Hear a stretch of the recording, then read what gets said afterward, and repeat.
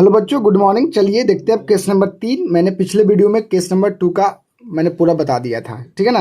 I hope उस video को आप लोग देख लिए होंगे, ठीक है। अगर नहीं दिए तो कमेंट करिए, मैं उस वीडियो का लिंक इस वीडियो के डिस्क्रिप्शन बॉक्स में दे दूंगा या फिर दे दिया हूँ, आप जाकर चेक कर सकते हैं इसका पिछला लेक्चर, ठीक है। अगर वो नहीं देखिएगा तो आपको ये भी नहीं समझ में आएगा। बहुत इंपॉर्टेंट, मैंने बहुत मेहनत करके उसको बताया हूँ, ठीक है। और कोई भी, ठीक है, आपको टॉपिक दिक्कत होता है फिजिक्स में तो आप कमेंट करिए, मैं उस पर वीडियो बनाकर सेंड कर दूंगा, ठीक है। तो चलिए हम लोग इसको समझते हैं कि जब हम डीसी वोल्टेज अप्लाई करते हैं एक इंडक्टर से तो इसका क्या क्या बिहेवियर होता है। ये किस करंट को पोजीशन करेगा और किसको अपने से पास थ्रू होने देगा। इसमें कौन सी करंट, इसमें एसी करंट या फिर एसी वोल्टेज कौन इसमें लेग करेगा या फिर कौन लीड्स करेगा, ये हम लोग जानेंगे। तो देखिए, सबसे पहले मैंने एक इंडक्टर लिया एल, क्लियर, और इसको मैंने एक डीसी वोल्टेज वाला सोर्स के साथ मैंने कंबाइन किया एक बल्ब के साथ, जैसे कि आपको दिख रहा होगा एक सर्किट, बता दिए। अब जैसा कि हम जानते हैं कि इंडक्टर क्या होता है। इंडक्टर एक वो मेरा क्या है, डिवाइस है जो क्या करता है, अपने से फ्लो होने वाले, ठीक है ना, करंट का ओपोजिशन करता है। बट याद रखना, ये उस करंट का ओपोजिशन करता है जो समय के साथ उसकी मैग्नीट्यूड में परिवर्तन हो रहा है। क्योंकि इंडक्टर में अगर फ्लो होने वाला करंट की मैग्नीट्यूड बदलता है तो इसके क्रॉस ईएमएफ उत्पन्न होता है, और उस ईएमएफ की जो डायरेक्शन होता है कुछ इस टाइप से होती है लेंजेस लॉ के अनुसार कि वह उस रीजन को ओपोजिशन करता है जिसकी वजह से इसमें इंड्यूस हो रहा है। तो अगर इसमें करंट इंक्रीज करवा रहे हैं लगातार तो इसके क्रॉस ईएमएफ इंड्यूस होगा, और उस ईएमएफ की वजह से इसमें भी करंट बनेगा। तो वो करंट जो इंड्यूस हो रहा इस अप्लाइंग करंट का ओपोजिशन करेगा। अगर आप इसमें करंट को इंक्रीज करते हैं तो इंड्यूस होने वाला करंट इसको डिक्रीज करना चाहेगा, और अगर इससे फ्लो करने वाला करंट को डिक्रीज करते हैं तो इसमें इंड्यूस होने वाला करंट उसे इंक्रीज करना चाहेगा। बट अगर इसमें ना इंक्रीज करते ना डिक्रीज करते बल्कि कांस्टेंट करंट पास थ्रू करवाते हैं इंडक्टर से, तो कहेगा भाई वाह, हम कोई करंट इंड्यूस नहीं करेंगे, क्योंकि तुम एक क्या हो, कांस्टेंट करंट हो। और कांस्टेंट करंट से इंडक्टर कहता है कि हम कोई करंट पैदा नहीं कर सकते, कोई ईएमएफ इंड्यूस नहीं कर सकते हैं, समझे। तो जब इसमें किसी प्रकार का कोई भी करंट इंड्यूस नहीं होगा तो क्या लगता है डीसी करंट का ये ओपोजिशन करेगा? नहीं करेगा, करेगा ही नहीं। ओपोजिशन उसको करेगा ना जो चेंज कर रहा है। ये डीसी करंट तो एक ऐसी करंट होता है जो इसका मैग्नीट्यूड और डायरेक्शन समय के साथ चेंज ही नहीं होता, बल्कि ये एक डायरेक्शन में जाता है। तो और इंडक्टर कहता है भाई कि हम उसको रोकेंगे, उसका ओपोजिशन करेंगे जो हमरा से बहने वाला करंट की मैग्नीट्यूड चेंज हो रहा। तो डीसी तो इससे पास थ्रू होगा तो चेंज होगा ही नहीं। दैट मीन्स ये क्या करेगा, ओपोजिशन नहीं कर पाएगा डीसी करंट का, मतलब ये डीसी करंट को अपने से जाना देता है। समझ में आया? तो इस तरह से अगर आप I बराबर V बटा R करते हैं, ठीक है, तो मान लेते हैं कि अगर इसमें देखते हैं कि इसमें ईएमएफ इंड्यूस होगा कि नहीं, तो हम तो कहते नहीं होगा। आप लेंजेस लॉ के अनुसार भी निकाल सकते हैं या फिर फ्राइडे के सेकेंड लॉ से निकाल सकते हैं। तो E बराबर माइनस एल डी आई बटा डी टी। अब हम कहेंगे कि डी आई बटा डी टी जो आपका यहाँ पर जो होगा वो 0 हो जाएगा। क्यों सर? क्योंकि यहाँ पर डीसी वोल्टेज सोर्स लगाए हैं और डीसी वोल्टेज से कांस्टेंट करंट निकलता है, और कांस्टेंट करंट को यहाँ पर डिफरेंशिएट करिएगा तो 0 हो जाएगा। यानी कि इस सर्किट में फ्लो होने वाला करंट समय के साथ चेंज ही नहीं कर रहा है जी, और जब चेंज ही नहीं करेगा तो कोई ईएमएफ इंड्यूस नहीं होगा, मतलब इसके अक्रॉस जो ईएमएफ होगा वो 0 होगा। कितना होगा? 0, क्योंकि डी आई बटा डी टी एक कॉन्स्टेंट करेंट है, क्योंकि यहाँ पर अपने डीसी वोल्टेज सोर्स जोड़ रखे हैं, समझे। इसलिए मैं यहाँ पर लिखा हूँ जब डीसी करंट इंडक्टर से पासेस थ्रू होता है तो इंडक्टर इसका कोई ओपोजिशन नहीं करता है, और इसीलिए इंडक्टर इसके क्रॉस भी कोई ईएमएफ इंड्यूस नहीं होता है। लिखे हैं कि डीसी करंट जब इंडक्टर से पासेस थ्रू होता है तो इंडक्टर इस डीसी करंट का कोई ओपोजिशन नहीं करता है, बल्कि आसानी से अपने से पासेस थ्रू होने देता है, और इसी की वजह से इसके क्रॉस कोई भी ईएमएफ इंड्यूस नहीं होता है, क्योंकि करंट कांस्टेंट होता है। क्लियर हो गया? अब हम चलते हैं कि जब इंडक्टर को क्या करेंगे, एक एसी वोल्टेज के साथ जोड़ेंगे तब क्या होगा। तो वही लिखा हूं ना कि AC voltage applied to an inductor. एक इंडक्टर को अप्लाई करते हैं एसी वोल्टेज तो क्या होगा। तो सबसे पहले एक इंडक्टर लिए और एक एसी वोल्टेज जिसका फार्मूला होता है E बराबर E naught sine omega T, मैंने कंबाइन किया और इससे पासेस थ्रू करवाऊंगा और उससे पता करूंगा कि इसमें कितना करंट का फ्लो होगा। क्या इस वोल्टेज की जो फेज है ओमेगा टी, इससे फ्लो होने वाला करंट की फेज से बराबर होगा? उसको सारा पता करते हैं। तो लिखेंगे the magnitude of induce EMF across the inductor due to instant value of the AC voltage is equal to the applying AC voltage but in opposite direction according to Lenz law. इसको समझने की कोशिश करिए। अब बताइए कि इस inductor से आप क्या पासेस थ्रू करवा रहे हैं? AC voltage. तो अब एसी वोल्टेज ऐसी वोल्टेज होता है जो समय के साथ अपना मैग्नीट्यूड डायरेक्शन बदलता है, और इंडक्टर कहता है कि बाबू हमें तो ऐसा ही चाहिए। अगर हमरा से पासेस थ्रू होने वाला कोई ऐसा वोल्टेज आ जाए या कोई ऐसा करंट आ जाए जो समय के साथ अपना डायरेक्शन और मैग्नीट्यूड चेंज करे, तो हम अपने अक्रॉस एक ईएमएफ बनावेंगे, और वो ईएमएफ जो मेरा जो बनेगा वो अप्लाई करने वाला ईएमएफ को मैं ओपोजिशन करूंगा। तो अगर यहाँ पर एसी वोल्टेज आप दे रहे हैं तो इसके अक्रॉस में क्या होगा? एक ईएमएफ बनेगा, और वो ईएमएफ इस अप्लाइड वोल्टेज को ओपोजिशन करेगा, और इसकी वजह से इसमें जो बहने वाला करंट होगा और इसमें इंड्यूस होने वाला ईएमएफ की वजह से जो करंट होगा वो इसके करंट को ओपोजिशन करेगा। समझे? अब ऐसा क्यों कर रहा है जी? क्योंकि लेंजेस लॉ का कहना था कि किसी भी इंडक्टर में या किसी भी कॉइल में इंड्यूस होने वाला करंट या ईएमएफ की डायरेक्शन कुछ इस टाइप से होनी चाहिए कि वह उस रीजन को ओपोजिशन करे जिसकी वजह से ये क्रिएट हो रहा है, प्रोड्यूस हो रहा है। तो बताइए इस इंडक्टर में ईएमएफ किसकी वजह से इंड्यूस हो रहा है? इस एसी वोल्टेज की वजह से। तो जब एसी वोल्टेज को आप यहाँ पर इंक्रीज करिएगा, लगातार समय के साथ इंक्रीज करते हैं, मान लेते हैं, तो ये इंडक्टर इसको डिक्रीज करना चाहेगा, ओपोजिशन तो करवे करेगा। और ये ऐसा होता है, कभी इंक्रीज कभी डिक्रीज। ये एसी वोल्टेज, तो ये क्या करेगा? इसको ओपोजिशन करेगा। सिंपल सी बात है। और याद रखना, इस अप्लाइड वोल्टेज की जो मैग्नीट्यूड होगा इस इंडक्टर में इंड्यूस होने वाला ईएमएफ यानी वोल्टेज के बराबर होगा, बट ऑपोजिट डायरेक्शन में, ये लेंजेस लॉ के अनुसार। तो हम इस तरह से लिख सकते हैं कि इस इंडक्टर के क्रॉस इंड्यूस होने वाला ईएमएफ अर्थात ई बराबर होगा इस एसी सोर्स या एसी वोल्टेज जो हम अप्लाई कर रहे हैं इसमें उसकी वोल्टेज के बराबर होगा, ई के बराबर, बट माइनस में लिखेंगे क्योंकि उल्टा डायरेक्शन में होगा, क्योंकि लेंजेस लॉ के अनुसार उल्टा ही ना होगा। इसमें इंड्यूस होने वाला का जो ईएमएफ होगा उसकी डायरेक्शन इसके बहने वाला डायरेक्शन के उल्टा दिशा में होगा। अगर मान लेते हैं सपोज दैट कि यहाँ का जो एसी सोर्सेज से जो एसी वोल्टेज है वो ऊपर की तरफ जा रहा है, तो इसमें इंड्यूस होने वाला करंट इसे कम करने के लिए नीचे की तरफ आएगा, मतलब एक दूसरे को उल्टा डायरेक्शन में। तो हम ई बराबर माइनस ई लिख सकते हैं, और ई की जगह हम लिख सकते हैं ई नॉट साइन ओमेगा टी, जहाँ ई नॉट जो होता है पी की वैल्यू होता है एसी वोल्टेज का या मैक्सिमम वैल्यू होता है। तो ई बराबर minus E not sine omega T. अब हम निकालते हैं कि इसमें कितना करंट का फ्लो होगा। करंट निकालते हैं, एसी करंट कितना होगा उसकी इंस्टेंट वैल्यू निकाले जा रहे हैं। तो ई बराबर हम लिख सकते हैं फ्राइडे के सेकेंड लॉ से माइनस एल डी आई बटा डी टी, और यहाँ पर आपका हो जाएगा, इसको यहाँ अगर देखना जाएगा तो ई की जगह आप लिख सकते हैं माइनस में ई नॉट साइन ओमेगा टी, तो माइनस से माइनस आपका कट जाएगा, समझे। और इस तरह से डी आई बराबर क्या निकालिएगा, क्योंकि हमको यहाँ करंट निकालना है, तो डी आई बराबर लिख सकते हैं ई वाला डी टी यहाँ जाकर गुना हो जाएगा और एल जो है बटा में आ जाएगा, मतलब डी आई बराबर लिख सकते हैं यहाँ पर ई नॉट बटा L sine omega T into D T. But हमें यहाँ पर करंट चाहिए ना, करंट चाहिए, कंप्लीटली करंट चाहिए, तो हमको क्या करना पड़ेगा, दोनों तरफ इंटीग्रेट करेंगे। तो लिख दिया इंटीग्रेट डी आई बराबर इंटीग्रेट ई नॉट बटा L sine omega T into D T, और जब डी आई का इंटीग्रेट करेंगे तो आई हो जाएगा, और ई नॉट और एल मेरा कांस्टेंट होगा, इसलिए इंटीग्रेशन से बाहर हो जाएगा, क्योंकि ई नॉट मेरा मैक्सिमम वैल्यू है एसी वोल्टेज का और एल मेरा इंडक्टर है जो कि मेरा वैल्यू है। तो इस तरह से ये दोनों कांस्टेंट है तो बाहर हो जाएगा इंटीग्रेशन से, और अंदर बचेगा sign omega T into D T. और इस तरह से टी के रिस्पेक्ट में साइन ओमेगा टी का इंटीग्रेट करिएगा आप, तो आप लिख सकते हैं साइन को हो जाएगा माइनस कॉस ओमेगा टी का ओमेगा टी, और ये ओमेगा कांस्टेंट है तो ये भट्टा में आ जाता है इंटीग्रेशन में, आपको पढ़े ही होंगे। तो इस हिसाब से आपका करंट बराबर आई बराबर minus E naught L omega sign pi by two minus omega T लिख सकते हैं। देखिए ओमेगा टी को आप क्या लिख सकते हैं, ओमेगा टी को लिख सकते, देखिए ओमेगा टी को क्या लिख सकते हैं, कॉस के फॉर्म में, यहाँ पर कॉस के फॉर्म में दिया, साइन के फॉर्म में कैसे लिख सकते हैं। तो हम लोग जानते हैं कि sine 90 minus theta cos theta होता है, 9th क्लास में भी पढ़े थे।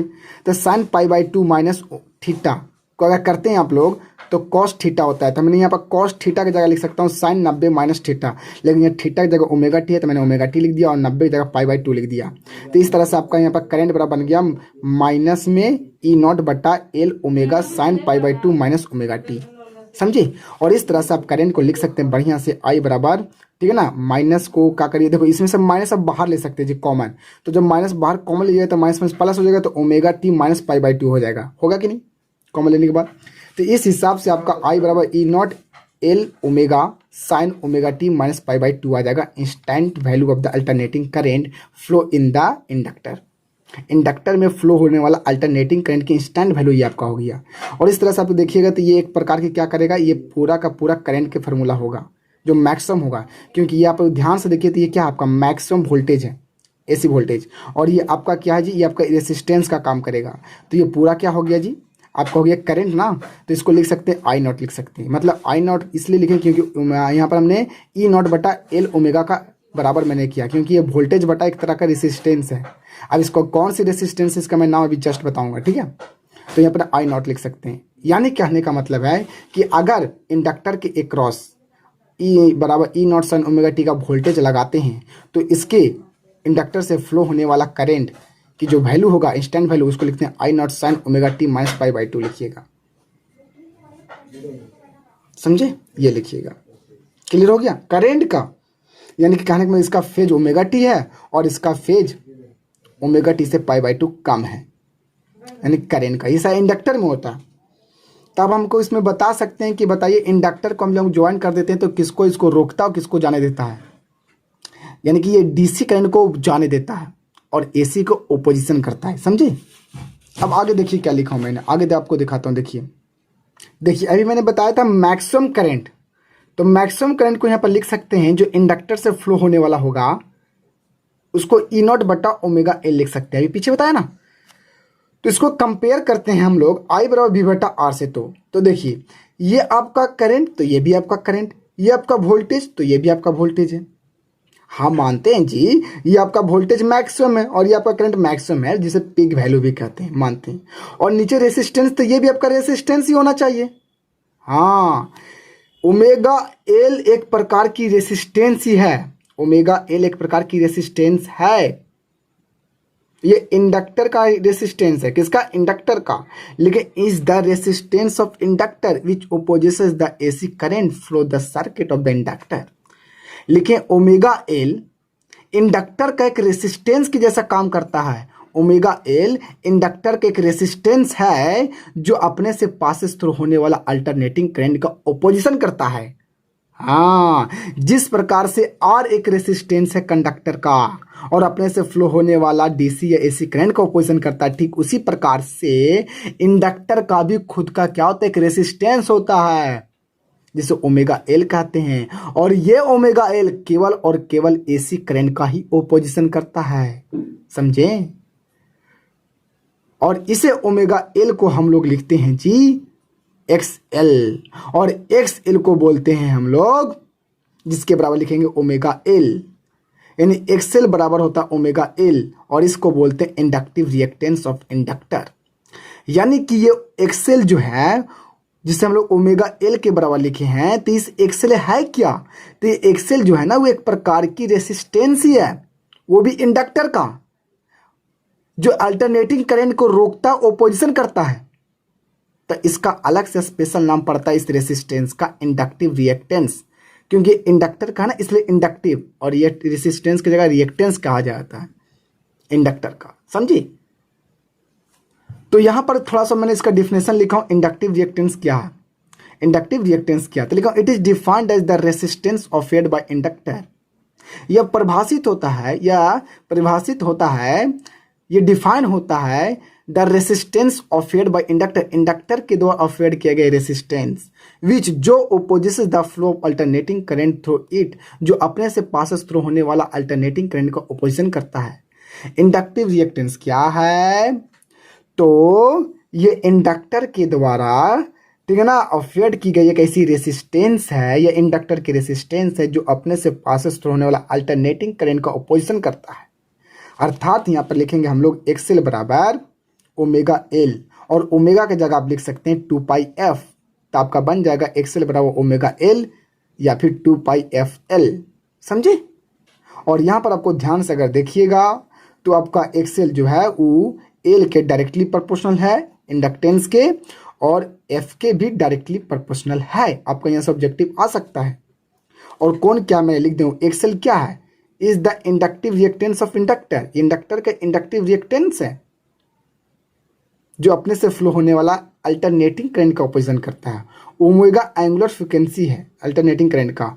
एल आपका इंडक्टेंस है इंडक्टर का, और एफ जो आपका linear frequency of AC current है जो 50 हर्ट्ज का होता है। समझे हैं? अब इसकी इंपॉर्टेंट पॉइंट्स की बात करते हैं। देखिए लिखा होना कि इट इज डिनोटेड बाई, मतलब इंडक्टिव रिएक्टेंस को हम लोग एक्सेल से लिखते हैं, ठीक है, और इसका ऐसा यूनिट ओम होता है। यानी कहने का मतलब है कि इंडक्टिव रिएक्टेंस एक प्रकार की रेसिस्टेंस है, और रेसिस्टेंस का यूनिट ओम होता है, तो इसका भी यूनिट ओम होता है। अगर आपसे पूछे रिएक्टेंस, या आपसे पूछे इंडक्टिव रिएक्टेंस, या आपसे पूछे रेसिस्टेंस का यूनिट क्या होता है, तो ये ओम में बोलना, और इसका बेस यूनिट वही केजी मीटर स्क्वायर पर सेकेंड क्यू एम्पियर स्क्वायर। और ये एक प्रकार की स्केलर क्वांटिटी है, और इसकी डायमेंशनल फॉर्मूला यहाँ से बनाया जा सकता है। केजी के लिए एम, एम के लिए बड़ा एल, स्क्वायर तो स्क्वायर, और एस के लिए टी, ऊपर जाएगा तो माइनस हो जाएगा 3, और ए के लिए ए, और ऊपर जाएगा तो माइनस में हो जाएगा। समझे? तो यहाँ पर मैंने कुछ नोट में लिखा हूँ, इसको ध्यान में रखिएगा, ठीक है ना। मैं लिखा हूँ क्या, the inductive reactance of DC current. अच्छा, ये आपका ऑब्जेक्टिव में पूछेगा जी, पूछेगा कि डीसी करंट का इंडक्टिव रिएक्टेंस क्या होता है। तो पहले हमको ये बताओ कि इंडक्टिव रिएक्टेंस बराबर फार्मूला क्या होता है। तो एक्सेल बराबर आपका फार्मूला होता है जी, ठीक है ना, 2 पाई एफ एल होता है इंडक्टिव रिएक्टेंस बराबर। तो किसका निकाल रहे हैं आप, डीसी करंट का। तो बताइए डीसी करंट की फ्रीक्वेंसी कितनी होती है, तो बोलिएगा 0। डीसी करंट का फ्रीक्वेंसी 0 और एसी करंट की फ्रीक्वेंसी 50 होता है, रट लो। तो जब डीसी करंट की फ्रीक्वेंसी 0 होता है तो 0 यहाँ पर पुट करिएगा तो एक्सेल पूरा 0 कर देगा। यानी कि डीसी करंट का इंडक्टिव रिएक्टेंस पूछे तो कितना मारोगे, 0, क्योंकि उसकी फ्रीक्वेंसी 0 होती है। अच्छा, inductive reactance of AC current क्या होगा, तो हमको पता है कि एसी करंट का फ्रीक्वेंसी 50 होता है, तो यहाँ पर 50 पुट करिएगा तो 50 दूनी 100 पाई एल, 100 पाई एल हो गया। और जब पाई की वैल्यू 3.14 रखिएगा तो कितना आ जाएगा, 314 एल। यानी कि अगर डीसी करंट की इंडक्टिव रिएक्टेंस पूछे तो 0, और एसी करंट का इंडक्टिव रिएक्टेंस पूछे तो 100 पाई एल या फिर 314 एल। अब हम लोग देख लेते हैं कि यहाँ पर आपका जो करंट निकला और जो वोल्टेज है मेरा इंडक्टर में, वो दोनों के बीच में हम लोग का फेजर डायग्राम क्या है और वेव फॉर्म डायग्राम क्या है। तो सबसे पहले हम लोग यहाँ पर चेक करते हैं। देखिए हमने यहाँ पर क्या किया ना, हम लोग को जैसे पता है, हम लोग को पता क्या है कि जो वोल्टेज है, क्या जी, वोल्टेज में आपका, ठीक है ना, फार्मूला होता है E बराबर E naught sine omega t, लेकिन करंट का होता है I naught sine omega t minus pi by 2। अभी मैंने प्रूव भी किया। तो देखा जाए तो एसी वोल्टेज और एसी करंट के दोनों का फेज में कुछ डिफरेंस है। तो फेज डिफरेंस कितना के है, तो the phase difference between AC current और एसी वोल्टेज तो निकाल सकते हैं। इसमें से इसको घटा दीजिए तो ओमेगा टी में से माइनस कर दिए omega t minus pi by 2। तो आपका यहाँ पर ओवरऑल देखा जाए तो फेज डिफरेंस दोनों के बीच में पाई बाई 2 का आ गया। यानी कहने का मतलब है कि अगर टी बराबर आप 0 लेते हैं तो वोल्टेज 0 से निकलेगा, लेकिन करेंट पाई बाई 2 से निकलेगा, यानी कि पहले निकल जाएगा। मतलब पहले नहीं निकलेगा, सॉरी, लेट से निकलेगा जी। पहले वोल्टेज निकल जाएगा ना, 0 से वो निकल जाएगा, लेकिन पाई बाई 2 से निकलेगा। जैसे हम यहाँ पुट कर सकते हैं ना, अगर हमने टी बराबर 0 यूज किया, मान लेते हैं, तो टी बराबर 0 यूज कीजिएगा तो यहाँ पर टी का मान 0 रखिएगा, तो साइन 0, तो ई नॉट 0, तो इस तरह से आपका ई बराबर 0 आ गया। तो आपने 0 से निकाला, इसे निकाला, इस तरह से जाएगा। और जब आप लोग टी बराबर 0 पर करंट को देखना चाहते हैं तो कैसे निकलेगा, तो यहाँ पर आई बराबर I naught sine omega t minus pi by 2, तो यहाँ पर टी की जगह 0 पुट करिएगा तो क्या आएगा, पाई बाई 2 आएगा। यानी कि इसका फेज डिफरेंस आपका पाई बाई 2 हो जाएगा। यानी कि करंट कहाँ से निकलेगा, पाई बाई 2 आगे से निकलेगा। यानी कि यहाँ पर 0 होता है, अल्टरनेटिंग करंट का हाफ सर्कल में कितना होता है, पाई, और फिर हाफ सर्कल में कितना हो जाएगा, 1 पाई, यानी कि एक चक्कर में कितना, 2 पाई, फिर 3 पाई, फिर 4 पाई जाते रहता है। तो 0 और पाई के बीचों बीच से करंट निकलेगा, यानी कि वोल्टेज के बीचों बीच से निकलेगा, यानी कि पाई बाई 2 से निकलेगा, क्योंकि इसका फेज डिफरेंस पाई बाई 2 का है। तो यहाँ से आपका करंट इस तरह से निकलेगा, इस तरह से। अब इसे पीछे भी मिला सकते हैं। तो देखा जाए तो यहाँ पर वोल्टेज आपका लीड्स कर रहा है, वोल्टेज आपका पहले ही निकल गया, और फिर आपका करंट आपका π/2 बाद में निकलता है, यानी कि लेग करता है। तो ग्राफ को देखकर आप बता सकते हैं कि कौन आगे निकल रहा है, कौन पीछे निकल रहा है। तो ग्राफ में देखिएगा ना, तो ये आपका जो क्या वोल्टेज वाला जो ग्राफ है रेड वाला, वो आपका 0 से है, मतलब इस दोनों में देखा जाए तो ये वोल्टेज मेरा पीछे है, तो इसको बोलेंगे लीड्स। मैं इसके ग्राफ के अनुसार बोल रहा हूँ, ऐसे तो वोल्टेज आगे निकलता है। और यहाँ पर आपको करंट का देखिएगा तो ये करंट π/2 से निकल रहा है, मतलब ये अभी आगे है। किसके अनुसार? फिगर के अनुसार। ये दोनों में आगे कौन है? ये ना जी। तो इस तरह से हम कहेंगे कि यहाँ पर करंट आपका लेग कर रहा है और वोल्टेज आपका लीड्स कर रहा है। समझे? आपको याद रखना पड़ेगा। इंडक्टर के केसेस में आपका वोल्टेज का फॉर्मूला ये होता है और करंट का फॉर्मूला ये होता है, और दोनों के बीच का फेज डिफरेंस π/2 का होता है, इसलिए करंट π/2 से निकलती है t बराबर 0 समय पर, और मेरा वोल्टेज 0 से निकलती है, t बराबर 0 से निकलती है। यानी कि सबसे पहले वोल्टेज निकलती है, इसलिए वोल्टेज को लीड्स कहते हैं, और करंट π/2 से निकलती है, इसलिए इसको हम लेग कहते हैं। समझे? इस तरह से आप पहचान सकते हैं कि लेग कौन कर रहा है और लीड्स कौन कर रहा है। समझे? तो चलिए अब हम लोग देखते हैं यहाँ पर ही कि इसका फेजर डायग्राम क्या है। तो सबसे पहले मैंने बताया था कि इस तरह से बना सकते हैं आप लोग, एक वाई एक्सिस, एक एक्स एक्सिस। तो अब वोल्टेज की पहले बात करते हैं। तो वोल्टेज आपका फेज कितना? ओमेगा टी, यानी कि एक्स एक्सिस से आपका ओमेगा टी पर आपका क्या होगा? मैक्सिमम वोल्टेज होगा, जिसे ई नॉट लिखेंगे ओमेगा टी पर। लेकिन आपको बात करना है करंट की। तो करंट आपको ओमेगा टी माइनस π/2, मतलब जो करंट के लिए जो मेरा क्या होगा डायग्राम होगा, फेजर डायग्राम, वो आपका ओमेगा टी से π/2 कम होगा। तो ओमेगा टी से मैंने π/2 मैंने कम कर दिया, इधर कर दिया नीचे की तरफ। अब नीचे की तरफ क्यों किया तो मैं आपको बताता हूँ। देखिए ये आपका यहाँ से यहाँ कितना π/टी है, सॉरी ओमेगा टी, कितना ओमेगा टी है, ठीक है। तो हमने यहाँ से 90 डिग्री बनाया, ये पूरा 90 डिग्री है, पूरा 90 डिग्री है, ठीक है। तो ये जो एंगल होगा, ये पूरा एंगल यहाँ से लेकर यहाँ तक जो एंगल होगा वो आपका कितना होगा बता सकते हैं? ये एंगल कितना होगा आपका? ओमेगा टी होगा ना। ये पूरा एंगल नहीं जी, ये वाला एंगल की बात करेंगे, ये वाला एंगल की बात करेंगे। ये एंगल कितना आगा होगा? अगर ये पूरा 90 है और ये पूरा यहाँ से ओमेगा टी थी, कितना हो जाएगा? तो ये आपका हो जाएगा π/2 माइनस ओमेगा टी, जो करंट एक्स एक्सिस के साथ बना रहा होगा, π/2 माइनस ओमेगा टी। लेकिन हम लोग माप कैसे रहे हैं जी? क्लॉकवाइज, उल्टा डायरेक्शन में, मतलब क्लॉकवाइज में जा रहे हैं, तो क्लॉकवाइज डायरेक्शन के अनुसार यहाँ पर माइनस पड़ता है, तो ये आपका पड़ गया। समझे? तो इसको सोल्व करिएगा तो ओमेगा टी माइनस π/2 हो जाएगा, यही वाला आ जाएगा, आएगा कि नहीं? तो ये आपका हो गया फेजर डायग्राम। समझे? और इस तरह से इसका आप लोग पावर भी निकाल सकते हैं। पावर में मैंने क्या निकाला हो थोड़ा सा देख लो। लिखा हो ना कि the instantaneous power of the supply to the inductor is इतना, यानी कि इंडक्टर में जो मेरा पावर का सप्लाई होगा वो माइनस I0 और साइन 2 ओमेगा टी होता है। और अगर एवरेज की बात करिए, इंस्टेंटेनियस पावर की फॉर्मूला, और एवरेज की बात करें तो the average power supply to an inductor over one circle is complete 0, यानी कि एक सर्कल में, कितना सर्कल में? एक सर्कल में अगर आपसे पूछे कि इसका पावर कितना होगा इंडक्टर में एक सर्कल में, तो वो 0 होता है, याद रखिएगा, ठीक है।